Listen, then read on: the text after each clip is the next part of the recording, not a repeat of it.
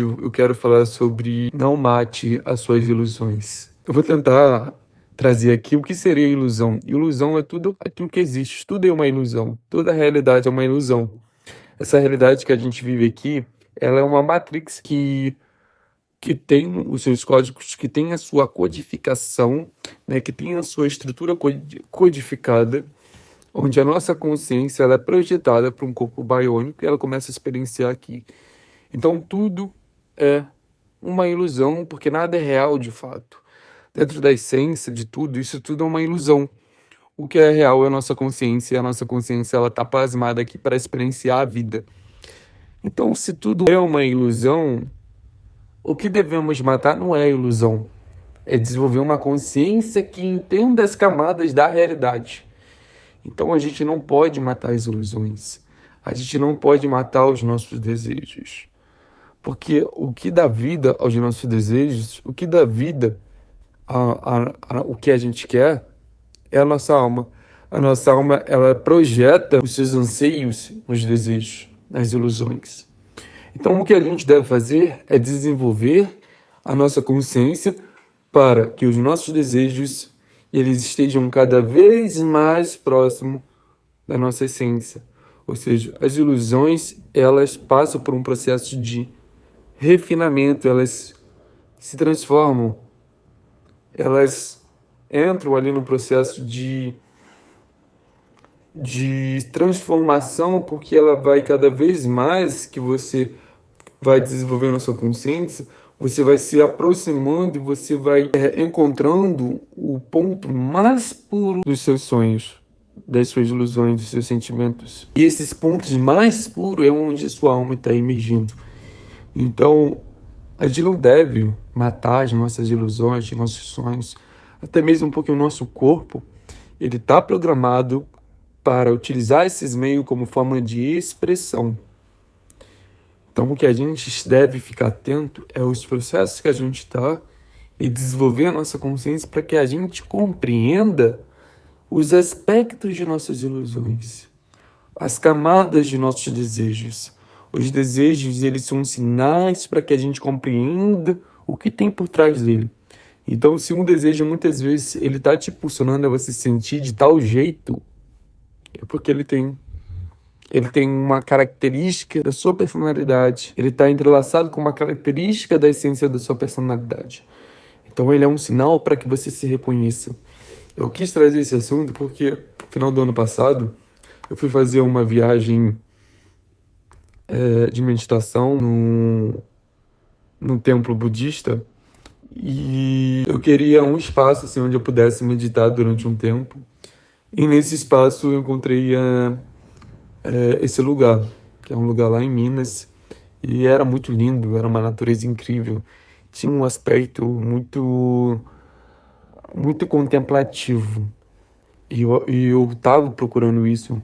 Não um lugar como uma fuga, mas um lugar onde eu tivesse um espaço ali para respirar a minha meditação. Porque a gente sabe que meditar em casa acaba sendo muitas vezes desafiador. Ainda mais quando você quer intensificar a sua meditação. Então eu queria intensificar a minha meditação pelos 15 dias, por 15 dias. E esse ashram, se eu me lembro, que eu me lembre, era por 15 dias. E era o dia todo praticamente meditando. Então era um desafio, mas era um movimento em que eu buscava ter. Então nesse local eu me inscrevi. Lá eles me explicaram, né, tudo como funciona, tem as regras.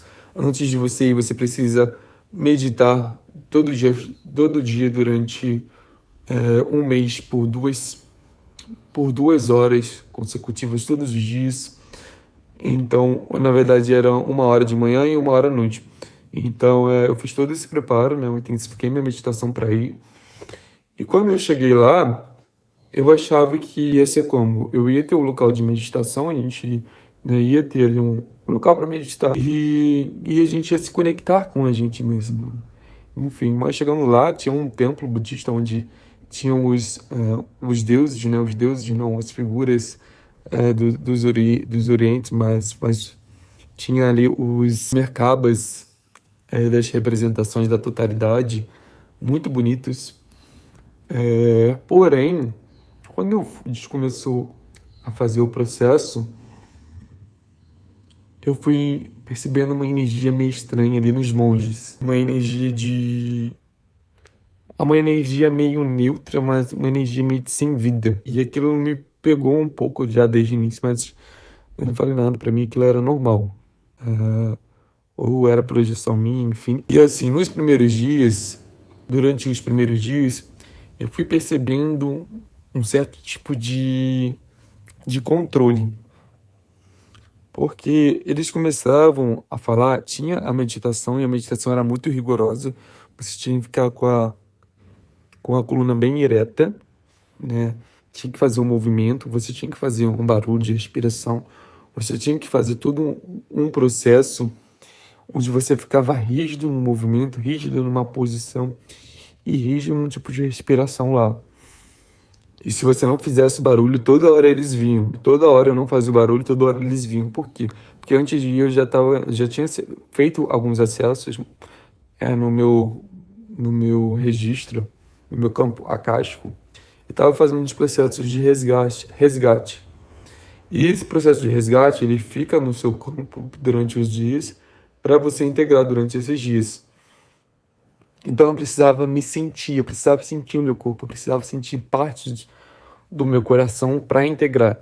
E esse movimento rígido, toda a minha atenção, ela ia para esse movimento, que é um movimento que você respira, aí o ar ele desce até o abdominal, depois ele sobe até o centro do coronário, e depois você solta.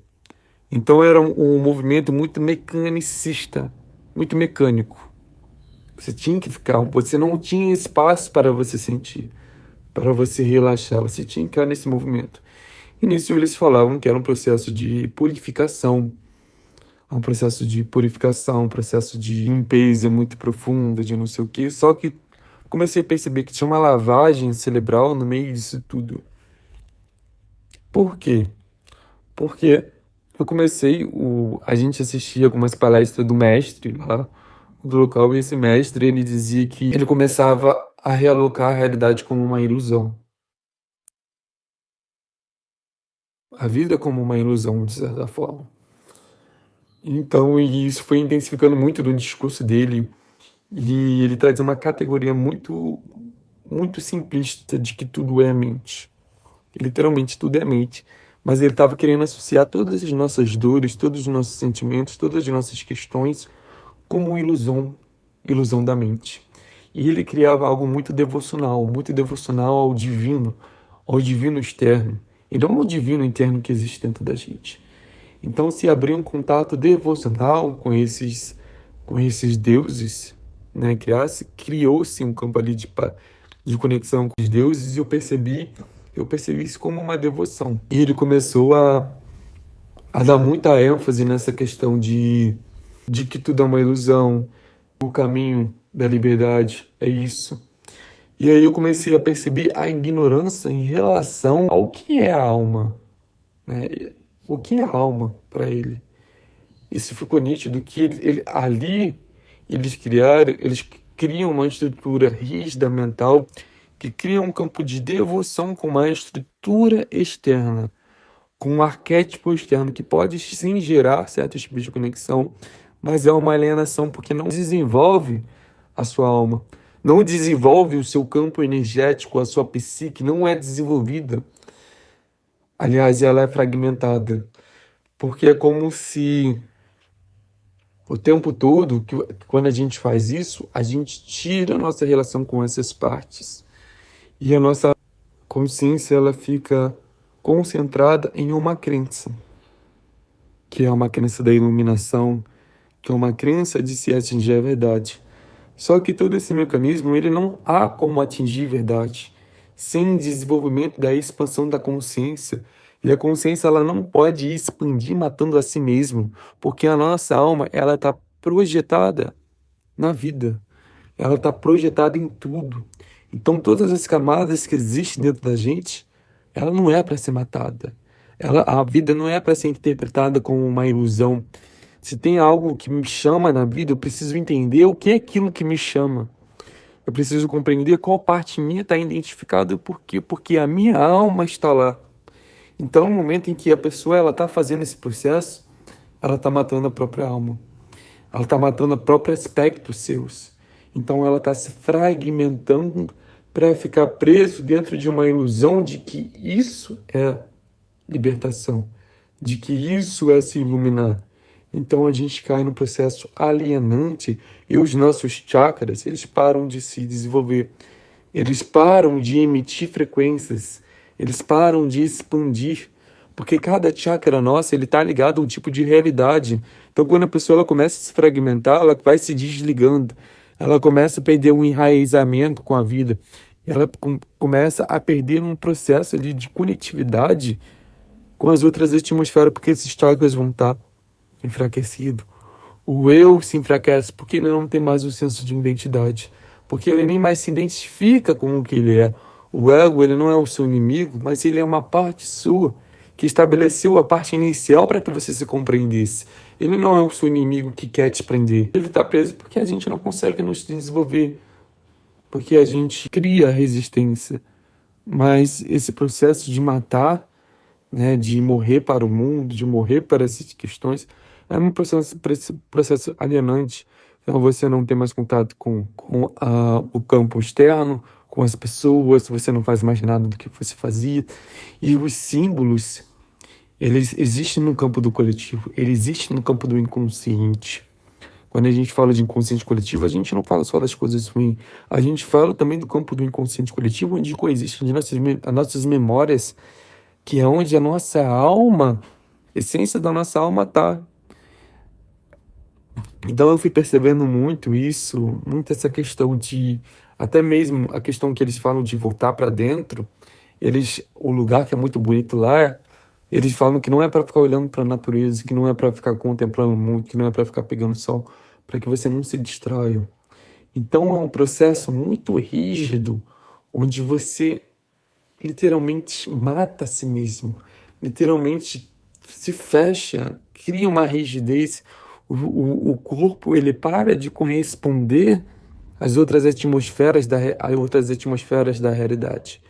Então é um processo muito decadente, muito triste de se ver.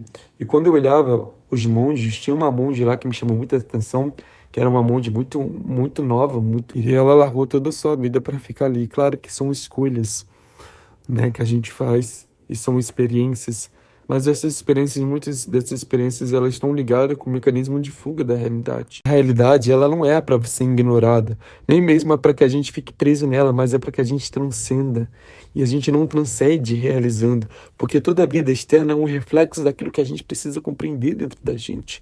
É um símbolo de ativação para que você se corresponda, para que você se compreenda, para que você se potencialize, mas não como forma de negação à vida, não como forma de matar a ilusão, porque dentro da ilusão está aspecto da sua alma. Então isso me trouxe um incômodo muito forte. E tinha um garoto também lá que ficou junto ao meu quarto, e a gente começou a perceber junto, a gente não conversava porque não podia conversar, mas depois eu fiquei lá 5 dias, eu saí antes, porque eu percebi isso, e eu percebi que os mentores também estavam me testando, ou seja, até onde vai a sua capacidade, né, de confiar na sua consciência diante de qualquer tipo de estrutura. Né? Não importa o quão a estrutura pareça ser espiritualista, muitas delas ali, elas são, na verdade, disfarce para aprisionar o ser. E depois eu fiz um acesso ali e vi que tinha várias grays que são estruturas espirituais, são estruturas não, são seres que se plasmam dentro de um disfarce, dentro de um modelo espiritual para atrair pessoas que, né, que têm ali as suas dores, que têm ali suas questões, né, e dão um certo tipo de sentido, um certo tipo de narrativa para que elas se acoplem, para que elas se enganem, para que elas fiquem servindo a um sistema que aprisiona, porque a gente só pode despertar quando a gente expande a nossa alma, quando a nossa alma se liberta. A consciência, ela é um princípio cognitivo que ela atrai a própria alma a se libertar, a própria alma a se perceber. e não a se violentar.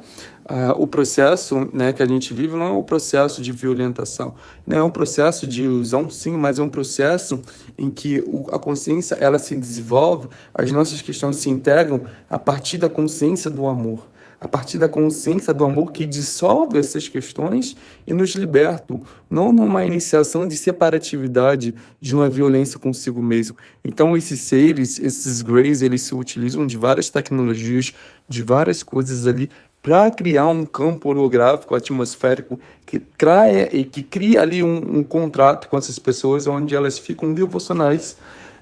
Elas creem que estão ali num processo, né, num processo simbólico, num processo significativo, mas a alma em si ela está aprisionada.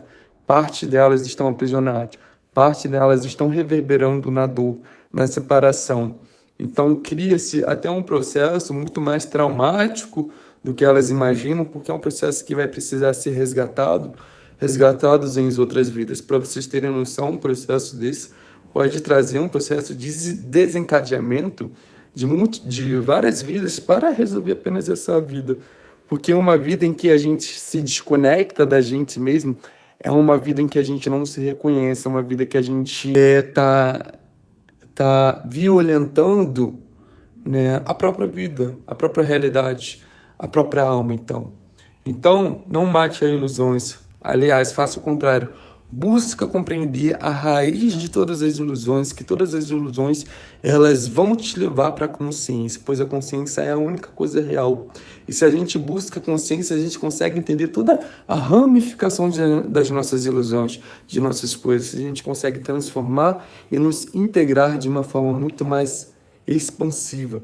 Então, assim, isso foi um grande aprendizado para mim, porque é muito comum que a gente, como coletivo, a gente caia nessas armadilhas.